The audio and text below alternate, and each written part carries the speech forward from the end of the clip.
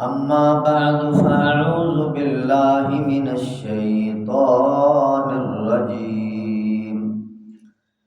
بسم الله الرحمن الرحيم. ولا تحسبن الله غافلا عما يعمل الظالمون إنما يؤخرهم ليوم تشخص فيه الأبصار مهطعين مقنعي رؤوسهم لا يرتد إليهم طرفهم وأفئدتهم هواء وأنذر الناس يوم يأتيهم العذاب فيقول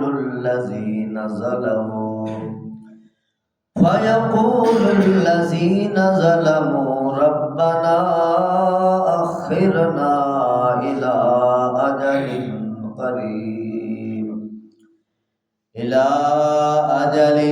قريب نجب دعوتك ونتبع الرسل أولم تكونوا أقسمتم من قبل ما لكم من زوال وسكنتم في مساكن الذين ظلموا أنفسهم وتبين لكم كيف فعلنا بهم وضربنا لكم الأمثال. سبحان ربك رب العزة عما يصفون وسلام على المرسلين والحمد لله رب العالمين. لا تحسبن الله غافلا عما يعمل الظالمون. ظالم لوگ جو کچھ کر رہے ہیں اللہ سبحانہ و تعالی کو اس سے بے خبر کبھی نہ سمجھنا. انما یؤخرہم، اللہ سبحانہ و تعالی تو انہیں ڈھیل دیے جا رہا ہے، مہلت دیے جا رہا ہے. لیوم، ایک ایسے دن کے لیے تشخص فیہ الابصار، جس دن ظالموں کی آنکھیں پھٹی کی پھٹی رہ جائیں. مہطعین مقنعی رؤوسہم، اپنے سروں کو اٹھائے ہوئے بے تحاشا دوڑتے پھر رہے ہوں گے. لا یرتد الیہم طرفہم، اور ان کی پلک پلٹ کر واپس نہ آئے گی. وَأَفْئِدَتُهُمْ هَوَاءٌ، اور ان کے دل حواس باختہ ہو جائیں گے. وَأَنذِرِ النَّاسَ، اے نبی محترم ان لوگوں کو ڈرائیں. یوم یاتیہم العذاب، اس دن سے جس دن ان پر عذاب آنے والا ہے. فَيَقُولُ الَّذِينَ ظَلَمُوا، پھر ظالم لوگ چیخ چیخ کے کہیں گے ربنا، اے ہمارے مالک، اخرنا الی اجل قریب، تھوڑی سی ہمیں مہلت تو دے دو. نجب دعوتک، ہم تیرے پیغام کو قبول کریں گے. ونتبع الرسل، اور رسولوں کی تابعداری غلامی کریں گے. اللہ فرمائیں گے اولم تکونوا اقسمتم، کیا تم وہی نہیں ہو جو اس سے پہلے قسمیں اٹھا اٹھا کے کہتے تھے مالکم من زوال، کہ ہمیں کبھی زوال آنے والا نہیں ہے، وسکنتم فی مساکن الذین ظلموا انفسہم، اور تم ان گھروں میں آباد ہوئے جن گھروں میں آباد ہونے والے اپنے اوپر خود ظلم کر چکے تھے۔ وَتَبَيَّنَ لَكُمْ، اللہ سبحانہ و تعالی نے تمہارے سامنے بات کو کھولا، واضح بیان فرمایا کہ کیف فعلنا بہم، کیسے ہم نے ان کے ساتھ سلوک کیا، وَضَرَبْنَا لَكُمُ الْأَمْثَالَ، اور ہم نے تمہیں مثالیں دے دے کر یہ باتیں سمجھائی۔ درود پاک پڑھ لیجیے سیدنا مولانا محمد یا رب صلی وسلم۔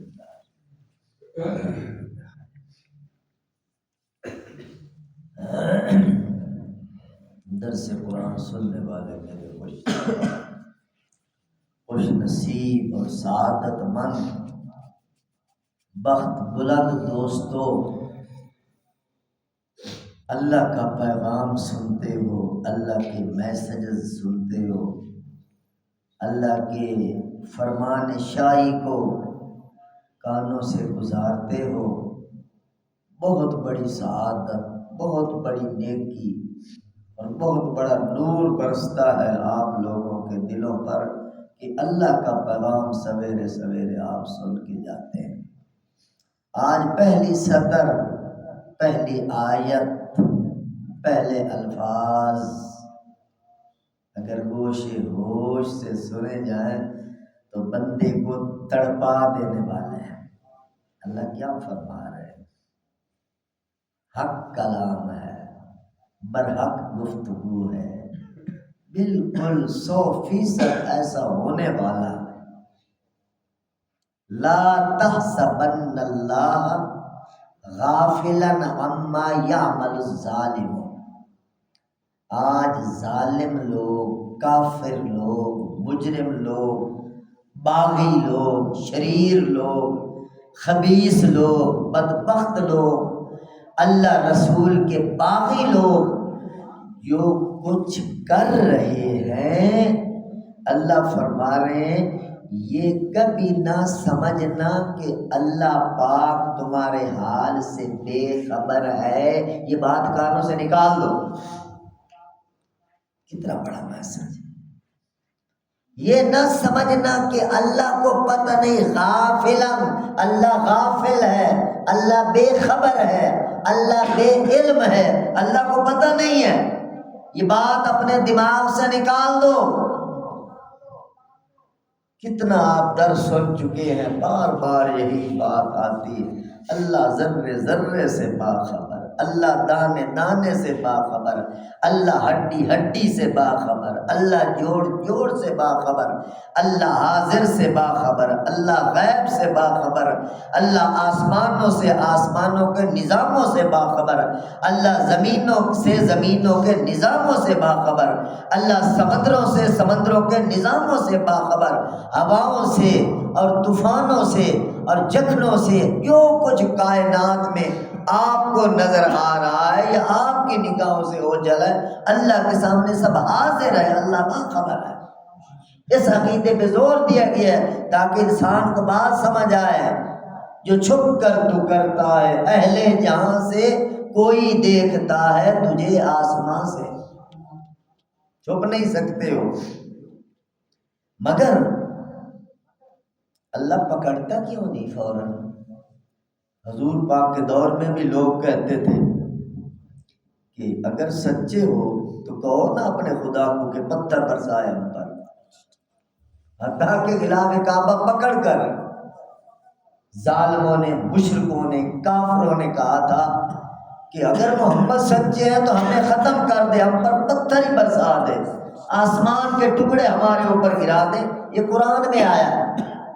فاسقط علینا کسفا من السماء، مگر اللہ فوراً نہیں پکڑتا۔ ہمارا خدا جذباتی نہیں ہے، ہمارا خدا جلد طیش میں آنے والا نہیں ہے، ہمارا خدا حوصلے والا ہے، اور اس کی صفت رحمان صفت قہار پر غالب ہے۔ اس نے اپنے عرش معلیٰ پر یہ لکھ رکھا ہے، وسعت رحمتی علی غضبی، میری رحمت میرے غصے پہ ہمیشہ چھائی رہے۔ اس کا فیصلہ ہے، اس کا کرم ہے، اس کی رحمت ہے، وہ ڈھیل دیے جا رہا ہے، اور بندہ پاگل سمجھتا ہے کہ خدا ہے ہی کوئی نہیں۔ یہ نادانی ہے انسان کی۔ وہ ڈھیل کیوں دیتا ہے؟ ڈھیل دینے کی دو وجہ ہوتی ہیں۔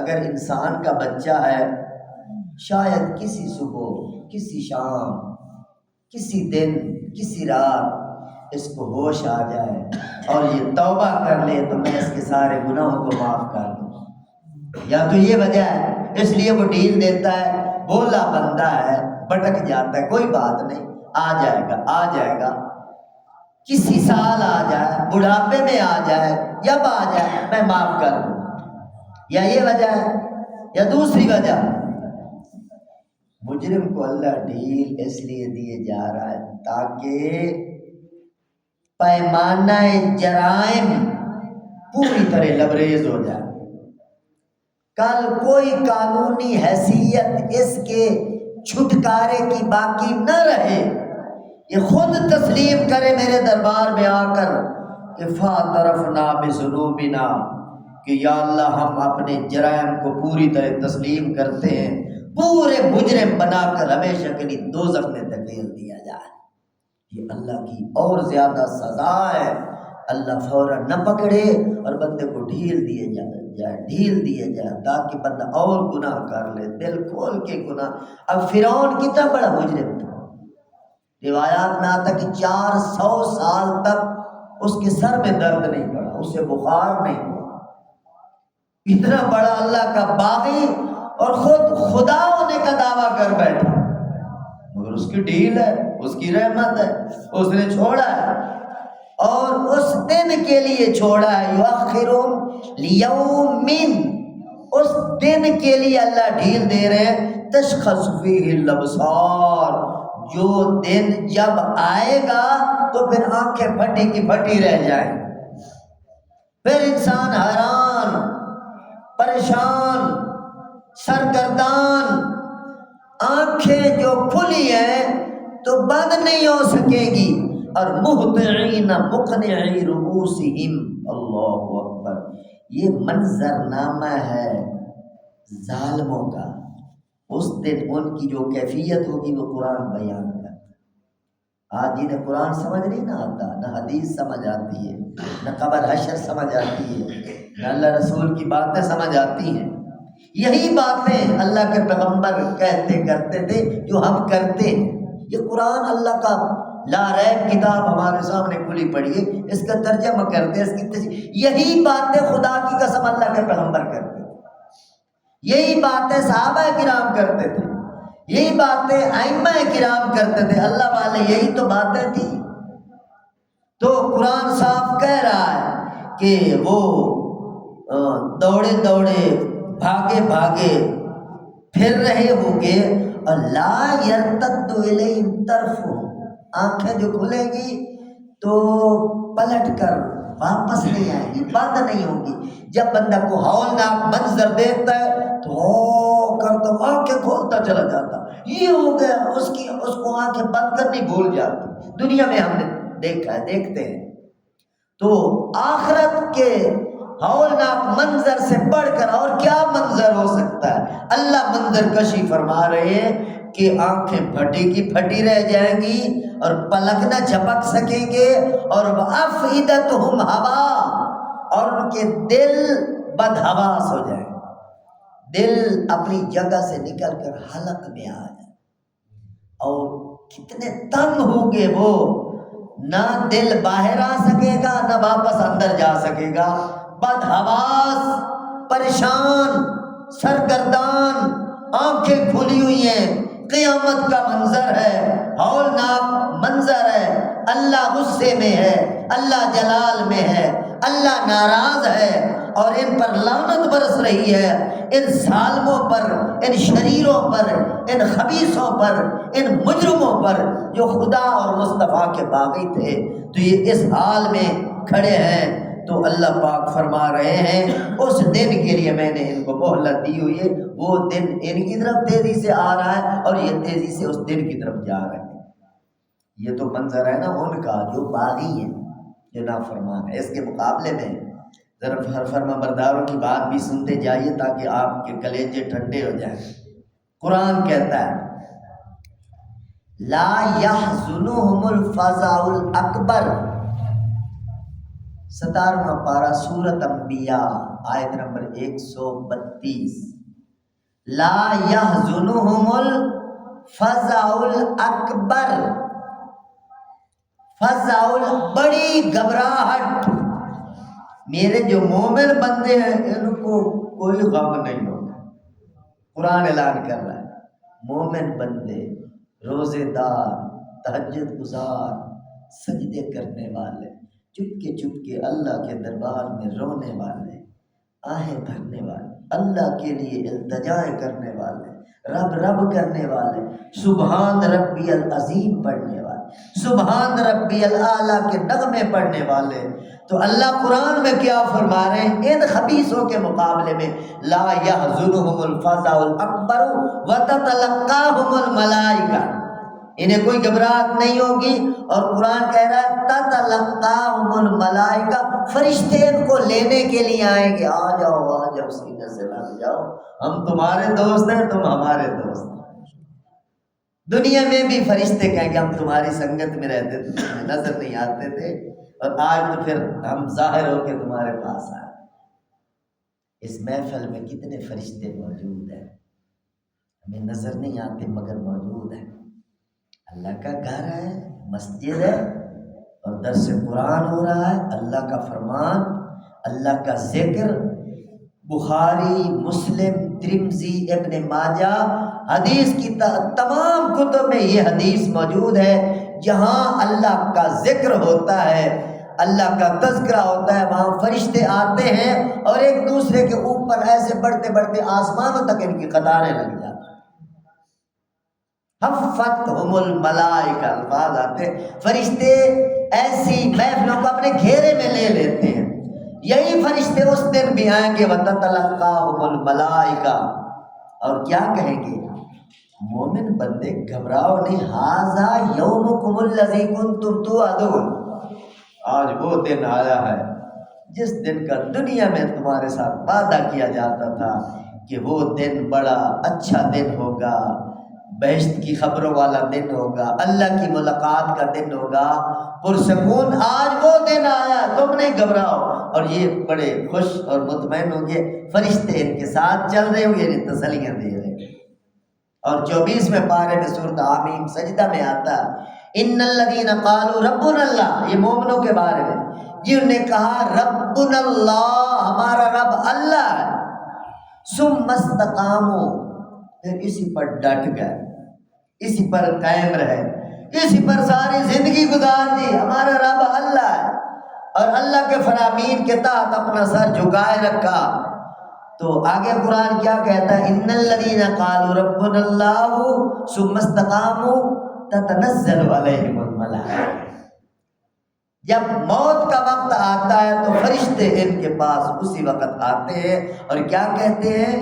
اللہ تخافوا ولا تحزنوا وابشروا بالجنۃ التي كنتم توعدون۔ یہ اللہ کا قرآن ہے، یقینی بات ہے، دو ٹوک بات ہے، ہمارا ایمان ہے۔ فرشتے کہتے ہیں گھبراؤ نہیں، پریشان نہ ہو، تمہاری کوئی ٹینشن نہیں ہے، ٹینشنیں اب ختم ہو چکی ہیں، اب ہم تمہیں جنت کی بشارت دے رہے ہیں، آگے چلو، جنت تمہارے انتظار میں ہے۔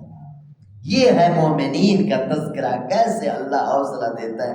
اور یہ جو ابھی آیات آپ نے سنی، یہ جو غافل اور نافرمان اور قرآن حدیث کے دور لوگ ہیں، ان کے بارے میں اللہ دھمکی امیز لہجے میں گفتگو فرما رہے ہیں۔ وانذر الناس، اللہ اپنے نبی سے فرماتے ہیں ان لوگوں کو ڈراؤ، انہیں سمجھاؤ، انہیں بتاؤ۔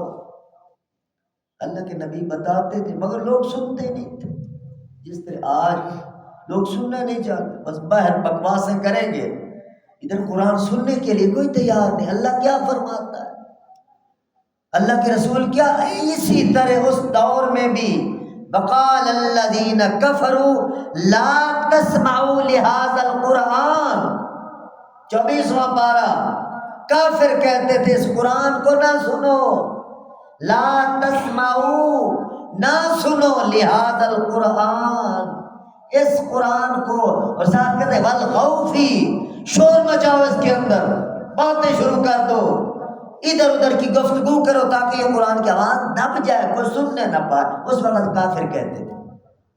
سوچو کہ آج اسی منظر نامے کی جھلکیں تو نہیں نظر آ رہے، جب قرآن کی بات ہو تو لوگ اپنی گپ شپ، اپنا شور شرابہ۔ یہ مسلمانوں کا وتیرہ نہیں ہے، یہ مسلمانوں والی، مسلمان کی کیا سوچ ہے، جب اذا قرئ القرآن فاستمعوا وانصتوا لعلکم ترحمون، یہ مومن کی شان ہے، جب قرآن پڑھ جاتا ہے وہ چپ ہو جاتا ہے، اللہ کی بات کو غور سے سنتا ہے۔ اللہ کا وعدہ ہے میں ایسے لوگوں پر اپنی رحمت برساتا ہوں۔ آپ سن رہے ہیں الحمدللہ، قرآن کے حوالے سے قرآن کے آداب آپ سن رہے ہیں۔ اللہ اپنے نبی کو فرما رہے ہیں انذر الناس، ان کو بتاؤ، ڈراؤ، سمجھاؤ، تبلیغ کرو ان کو، یوم یاتیہم العذاب، اس دن کے بارے میں جس دن عذاب ان کے اوپر آنے والا ہے، فیقول الذین ظلموا، اور پھر ظالم لوگ مجھے کہنے والے ہیں، کیا کہنے والے ہیں ظالم لوگ، غافل لوگ، آج نرم گرم بستروں پر آرام کرنے والے اور گپ شپ لگانے والے اور دین اسلام پر کھچ مارنے والے لوگ کیا کہیں گے؟ قرآن کھلا پڑا، سورۃ ابراہیم کا آخری رکوع، اللہ فرما رہے یہ کہیں گے مجھے ربنا، اے ہمارے مالک، اے ہمارے رب، اخرنا الی اجل قریب۔ جب موت کا پہلا جھٹکا لگنے لگتا ہے تو یہ جملہ ظالم لوگ اللہ کو کہتے ہیں یا اللہ تھوڑی سی مہلت، تھوڑی سی مہلت۔ ایک بندہ 70-80 سال گزار کے جا رہا ہے، اب جب آخرت کے فرشتے سامنے آئے ہیں، جو نظام پہلے غیب تھا اب حاضر ہو رہا ہے، اللہ کے عذاب، اللہ کی وعیدیں اور اللہ کا غصہ جب سامنے آ رہا ہے تو اس وقت بندے کو بات سمجھ میں آتی ہے، اس وقت کہتا ہے یا اللہ مجھے تھوڑی سی مہلت دے دے، مہلت دے دے۔ کیا کرے گا مہلت لے کر؟ قرآن کہتا ہے نجیب دعوتک، یا اللہ تیری جو دعوت ہے، تیری جو پکار ہے، تیرا جو پیغام ہے، تیرا جو فرمان ہے، تیرا جو میسج ہے، تیرا جو عالی شان ارشاد ہے، یا اللہ میں اسے قبول کروں گا، میں مانوں گا۔ پہلے میں ساری زندگی بغاوت کرتا، یا اللہ میں وعدہ کرتا ہوں، قرآن کھلا پڑا نجیب دعوتک اور ونتبع الرسل، یا اللہ رسولوں کی میں پیروی کروں گا، ان کی تابع داری کروں گا، ان کی فرما برداری کروں گا۔ یہ وہ جملہ ہے میرے محترم دوستو، موت کے پہلے جھٹکے سے لے کر جہنم میں جانے تک، حتیٰ کہ جہنم میں بھی ظالم لوگ یہ اللہ سے کہیں گے یا اللہ واپس بھیج، یا اللہ واپس بھیج۔ موت آ رہی ہے اس وقت یا اللہ واپس بھیج دے، پھر قبر میں پہنچ گیا وہاں پھر کہیں گے یا اللہ مجھے واپس بھیج، میدان حشر میں پہنچ گیا یا اللہ مجھے واپس بھیج دے۔ بہت ساری آیات ہیں، میں پڑھوں تو دیر ہو جائے گی۔ پھر بالآخر جب جہنم میں یہ ظالم، یہ جابر، یہ شریر بندہ پہنچ جائے گا تو وہاں بھی یہی کہے گا، سورۃ فاطر میں آتا ہے، اللہ اکبر 22واں پارہ، ربنا اخرجنا، اے میرے رب مجھے نکال دے یہاں سے اور واپس بھیج دے، نعمل صالحا غیر الذی کنا نعمل، یا اللہ پہلے میں جو منہ کالے کرتا رہا ہوں، جو کرتوت کرتا رہا ہوں، یا اللہ اب وہ نہیں کروں گا۔ یعنی جہنم میں جا کر بھی بندہ یہ کہ یا اللہ واپس بھیج دے، اب میں نیک بن کے آؤں گا۔ اللہ کیا فرمائیں گے؟ اولم نعمرکم ما یتذکر فیہ من تذکر، کیا تمہیں اتنی عمر میں نے نہیں دی تھی کہ اگر تم غور سے بات کو سمجھتے تو تمہیں سمجھ آ جاتی؟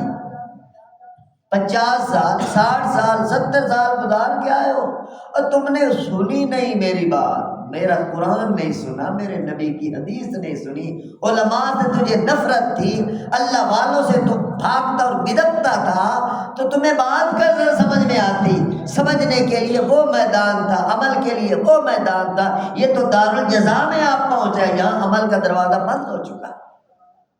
تو یہاں بھی اللہ یہی فرما رہے ہیں کہ وہ ظالم لوگ جب کہیں گے یا اللہ واپس بھی، ہم تیری دعوت کو قبول کریں گے اور تیرے فرمان پر لبیک کہیں گے، تو اللہ کیا فرمائیں گے؟ اولم تکونوا اقسمتم من قبل ما لکم من زوال، تم وہی نہیں ہو جو آخرت کے منکر تھے، کہتے تھے مرنے کے بعد کچھ ہے ہی نہیں، بس مر گئے مٹی ہو گئے، کچھ نظام ہی نہیں آخرت کا، وہی نہیں ہو؟